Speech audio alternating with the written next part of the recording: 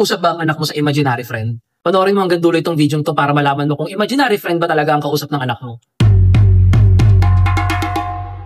New day, new parenting content ulit tayo mga mommies at daddies. Ngayon guys, pag-usapan naman natin ang isa sa mga pinaka-importante at nakakabahala din sa panahon natin ngayon. Yan yung imaginary friend ng anak mo. Na-experience mo na ba yan guys? Nakita mo yung anak mo, tumatawa mag-isa, nakikipag-usap kung sino man, tapos nung tinanong mo, who is that, nak?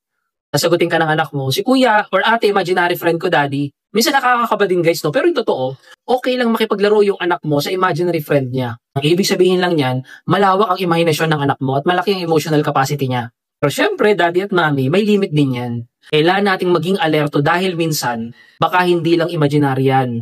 Baka something yan na may nakikita yung anak mo. Kaya ang sinasabi ko sa iyo, mommies at daddies, panoorin mo hanggang dulo itong video ito. Baka mamaya hindi na imaginary friend yung kausap ng anak mo, iba na pala. May nakikita na pala siyang iba. Sa personal kong karanasan guys, no, minsan nakikita ko yung baby ko, yung anak kong babae, nakikipag-usap mag-isa. Tapos nung tinatanong ko siya kung sino yung kausap niya, sabi niya, my baby brother, daddy. Natigilan ako. Doon ko na-realize guys, hindi lang pala imagination ng anak ko yun. Kundi longing siya para sa kapatid o kaya ay kalaro. Sobrang busy talaga namin ni Mrs. Alam mo naman, nakwento ko na sa mga previous vlogs ko, meron kaming trabaho, the same time, may negosyo kaming inaasikaso. Kaya kulang ang one-on-one time namin sa baby namin. Kaya ginawa ng anak ko, gumawa siya ng imaginary friend niya na hindi namin maibigay kasi wala siyang kapatid. Pero syempre guys, no, bukod dun, kailangan pa rin natin maging alerto daddy at mommy. Kasi alam niyo naman sa panahon natin ngayon, may mga kwento-kwento, may spiritual presence daw sa mga napapanood ng mga bata. O minsan may mga evil rituals daw na nakikita nila sa social media. Hindi lang ako nagtatanong guys kung sinong imaginary friend ng anak ko. Tinatanong ko kung anong ginagawa niya at anong pinapanood niya. Kasi guys, baka mamaya something spiritual na pala yung nangyayari sa anak natin. Kailangan natin maging alisto, di ba? Ngayon ko naintindihan guys, no, na imaginary friend ng anak ko, yan pala indikasyon ng kanyang emotional development. Kailangan niya pala yan guys. Yung imagination niya na hindi ko na mabibigay kasi wala pa kami second baby.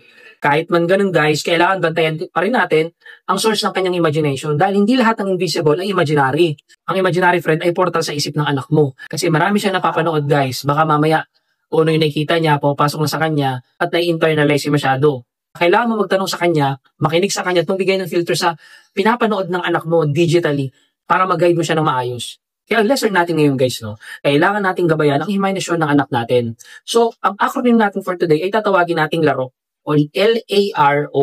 So, first letter natin guys, no, L or limit. Magbigay tayo ng limit sa screen time at content na pinapanood ng anak natin. Bantayan natin yung pinapanood niya ng matindi guys. Baka mamaya kung ano napapanood niya ng mga evil rituals or mga dark content sa social media, dapat i-block agad natin yan. Second letter natin guys, no, A or alerto. Maging alerto tayo guys sa mga detalye. Huwag lang tayong basta-basta tumawa. Pag nakikita natin yung anak natin na nakikipag-usap o nakikipaglaro sa invisible.